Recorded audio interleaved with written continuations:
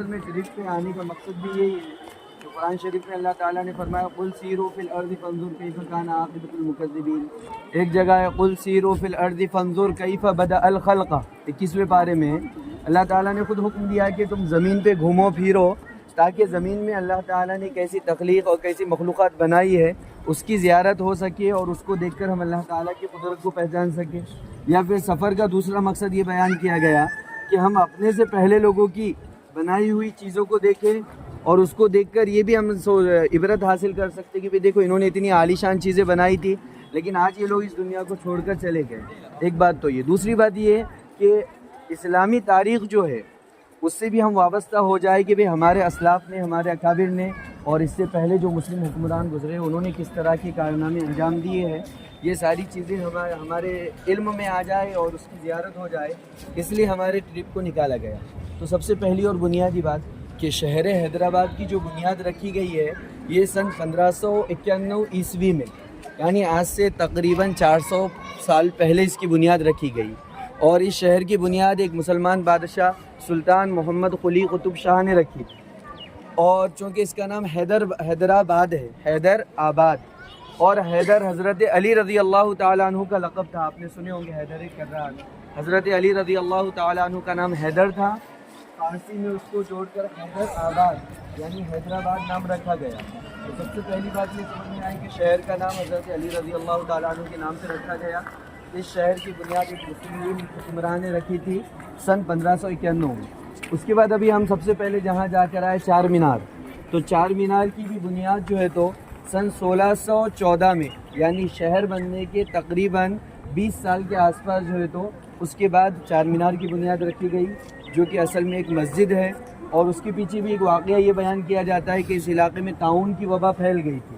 تو وہ جو اس زمانے میں جو بادشاہ تھا اس نے یہ دعا کی تھی اللہ سے کہ اللہ اگر یہ میرے سلطنت میں سے بیماری ختم ہو جائیں گی تو میں ایسی مسجد بناؤں گا کہ دنیا میں اس کی کوئی مثال نہیں ملے گی.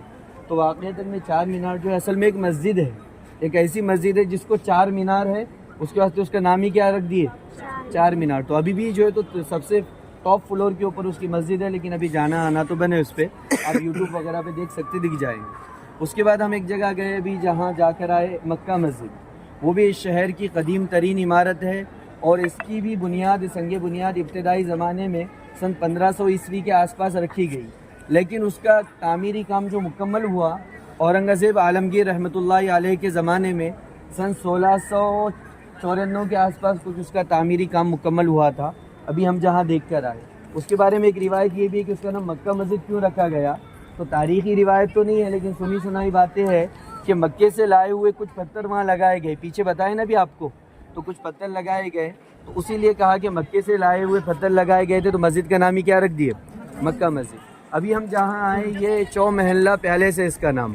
اصل میں یہاں پر 4 محل ہے، ابھی ہم پیچھے جائیں گے تو دکھائی دیں گا. تو اس کے لیے 4 محل ہے تو محل کا نام رکھ دیا گیا چو محلہ پیلس. اور یہ اصل میں خاص طور پر نظام جو تھے آخر زمانے کے نظام، ان کی قیام گاہ اصل تو وہاں تھی.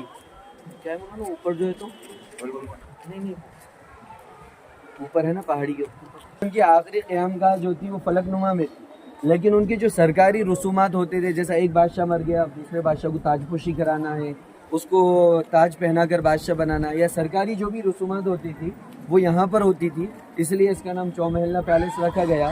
اور یہاں بہت ساری چیزیں ہم کو تاریخی چیزیں دیکھنے کے لیے بھی ملیں گی.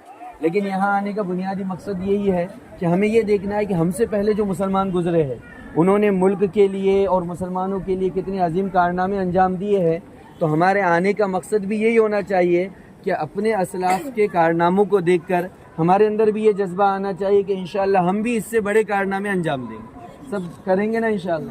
ٹرپ کا مقصد یہی ہے، گھومنا پھرنا، یہ ساری چیزیں تو کیا کہیں گے ذاتی چیزیں ہیں، ہماری پرسنل ہیں، لیکن اصل پورے ہمارے ٹرپ کا بنیادی مقصد یہ ہے کہ اپنے اسلاف کے کارناموں کو دیکھ کر اور ان کی ملک کے خاطر کی گئی خدمات کو دیکھ کر اپنے اندر بھی اسلام کی خدمت اور جو ہے تو ملک کے لیے کچھ کرنے کا جذبہ پیدا کرنا. اور انشاءاللہ یہ جذبہ لے کر جائے کہ یہاں ہم نے دیکھا کہ ایک مسلم بادشاہ نے چار مینار ایک ایسی مسجد بنائی کہ دنیا میں اس کی کوئی نظیر نہیں ہے. اسی طرح مکہ مسجد جیسی ایک عالی شان عمدہ مسجد بنائی. تو ہمارے دل میں یہ جذبہ ہو کہ انشاءاللہ ہم اس سے بڑی مسجدیں بنائیں گے بھی اور مسجدوں کو آباد بھی کریں گے. یہی ہمارے اس ٹرپ کا اصل مقصد ہے.